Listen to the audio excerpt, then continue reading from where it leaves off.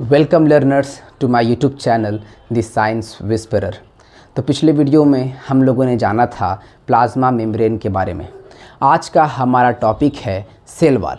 Cell wall जो rigid यानी कि सख्त, ये रिजिड आउटर कवरिंग है जो प्रोटेक्ट करता है सेल के अंदर जो कुछ भी पाया जा रहा है, सेल के कंटेंट्स को फ्रॉम आउटर सराउंडिंग। वो बाहरी सराउंडिंग से सेल के अंदर जो कुछ भी पाया जाता है उसे प्रोटेक्ट करता है। कौन? Cell wall. तो cell wall surrounds the cell membrane. ये सेल मेम्ब्रेन के बाद पाया जाता है, ये सेल मेम्ब्रेन को घेरता है। हमने प्लाज्मा मेम्ब्रेन को भी कहा था कि plasma membrane is outer most part, और यहाँ पर सेल वॉल को भी हम कह रहे हैं कि cell wall is outer covering. फ़र्क क्या है दोनों में? तो cell wall is non living component. तो cell wall non living component में, बल्कि ये कोई भी कंपोनेंट हो, वो सब में आउटर मोस्ट है। और प्लाज्मा मेम्ब्रेन लिविंग कंपोनेंट में, ओनली लिविंग कंपोनेंट में ये आउटर मोस्ट कवरिंग है। हमने प्लाज्मा मेम्ब्रेन के बारे में कहा था plasma membrane is living outer most covering. तो सेल वॉल चाहे लिविंग हो चाहे नॉन लिविंग हो, वो सबसे बाहरी हिस्सा है। तो सेल वॉल होता है नॉन लिविंग पार्ट, ये याद रखने की बात है। Cell wall is non living component of the cell. The synthesis of cell wall is controlled by Golgi body. Cell wall जब बनता है तो उसके बनने में कंट्रोल कौन करता है? तो गोल्जी बॉडी कंट्रोल करता है सेल वॉल के सिंथेसिस में। Cell wall is absent in animal cell. Animal cell में सेल वॉल नहीं पाया जाता है। सेल वॉल हमें प्लांट में मिल जाएगा, फंगी में मिल जाएगा, बैक्टीरियाज में मिल जाएंगे, प्रोटिस्ट में मिल जाएंगे, लेकिन एनिमल में कोई भी एनिमल सेल के पास सेल वॉल नहीं पाया जाता है। प्लाज्मोलाइसिस। प्लाज्मोलाइसिस क्या है? तो पिछले वीडियो में हम लोगों ने पढ़ा था कि जब हम कोई भी सेल को हाइपरटोनिक सॉल्यूशन में रखते थे, तो हाइपरटोनिक सॉल्यूशन क्या है? हाइपरटोनिक सॉल्यूशन वो सॉल्यूशन को कहते हैं जिसका सॉल्यूट का कंसंट्रेशन ज़्यादा हो। तो सेल के एक्सटर्नल इन्वायरमेंट में जो सॉल्यूशन है उसका सॉल्यूट का कंसंट्रेशन ज़्यादा है, तो उस सॉल्यूशन को हम कहते हैं हाइपरटोनिक सॉल्यूशन।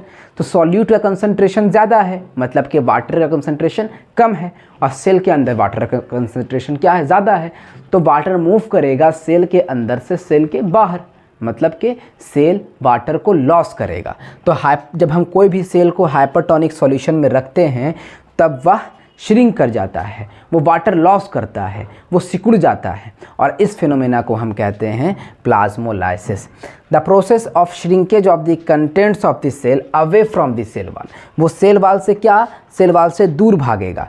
तो यहाँ पर हमने एक सेल लिया है और उस सेल को हाइपरटोनिक सॉल्यूशन में रखा। उसके बाद सेल का जो कंटेंट्स है वो वाटर को लॉस करने की वजह से वो सिकुड़ गया है, वो कॉन्ट्रैक्ट कर गया है, और इस फिनोमेना को हम कहते हैं plasmolysis. Cell wall of plant is made up of cellulose. Plant का सेल वॉल सेलुलोज का बना हुआ है। तो सेलुलोज समझने से पहले हमें जानना होगा कि कार्बोहाइड्रेट क्या होता है। तो carbohydrate is a biomolecule consist of carbon, hydrogen and oxygen. Carbohydrate एक बायोमोलिक्यूल है। बायो मतलब के लिविंग, और मॉलिक्यूल, तो वो मॉलिक्यूल जो लिविंग थिंग में पाया जाए उसे हम बायोमॉलिक्यूल कहते हैं। तो carbohydrate is a biomolecule consist of carbon, hydrogen and oxygen.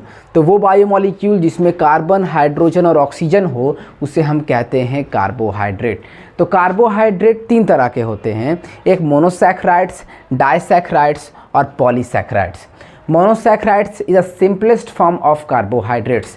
Carbohydrates का सबसे सिंपलेस्ट फॉर्म क्या है? मोनोसैकेराइड्स है, जो एक ही तरह के मॉलिक्यूल का बना हुआ है, जो एक ही मॉलिक्यूल का बना हुआ है।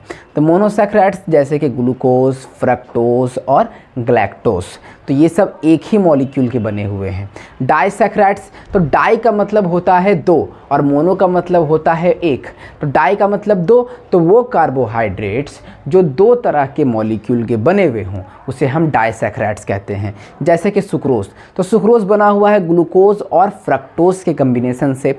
लैक्टोज बना हुआ है ग्लूकोज और गैलेक्टोज के कम्बिनेशन से, और मल्टोज तैयार होता है ग्लूकोज और ग्लूकोज के कम्बिनेशन से। तो मोनोसैकेराइड्स कंबाइन करके डाइसैकेराइड्स बनाते हैं।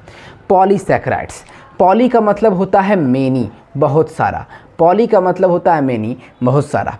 पॉलीसैकेराइड्स जिसमें 2 से ज़्यादा कार्बोहाइड्रेट मॉलिक्यूल मिल करके एक नया मॉलिक्यूल बनाते हैं, जिसे हम कहते हैं पॉलीसैकेराइड्स। पॉलीसैकेराइड्स जैसे कि स्टार्च, ग्लाइकोजन और सेलुलोज। तो सेलुलोज क्या है? सेलुलोज एक पॉलीसैकेराइड्स है, ये कॉम्प्लेक्स कार्बोहाइड्रेट है।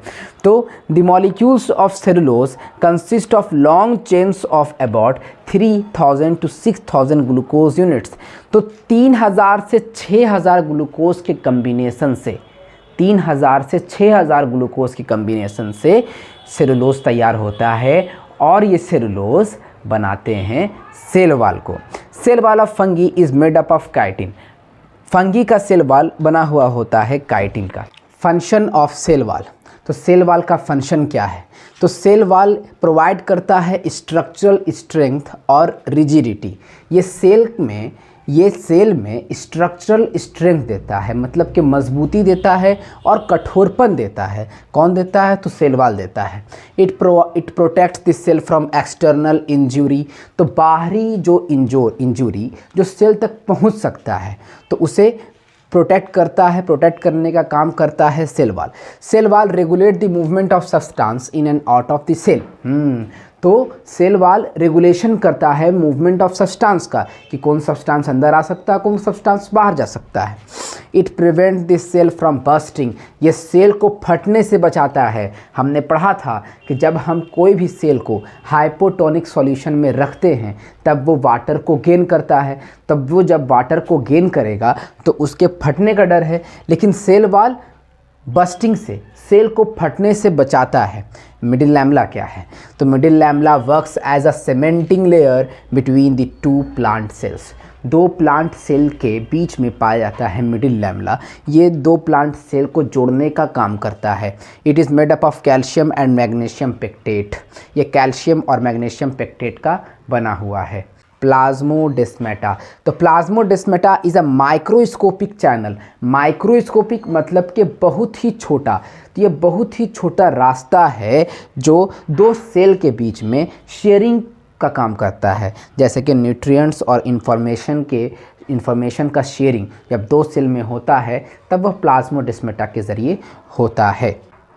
तो आज के लिए इतना ही। द साइंस विस्परर चैनल में हम लोग एनसीईआरटी के हर टॉपिक को देखेंगे और उसके साथ साथ 11th एंट्रेंस की तैयारी भी करेंगे। तो जैसे कि कई सारी यूनिवर्सिटी जिसमें 11th एंट्रेंस का एग्ज़ाम होता है, तो उसमें 9 और 10 दोनों का सिलेबस पूछा जाता है। तो हम उसके हिसाब से इस चैनल द साइंस विस्परर में पढ़ेंगे।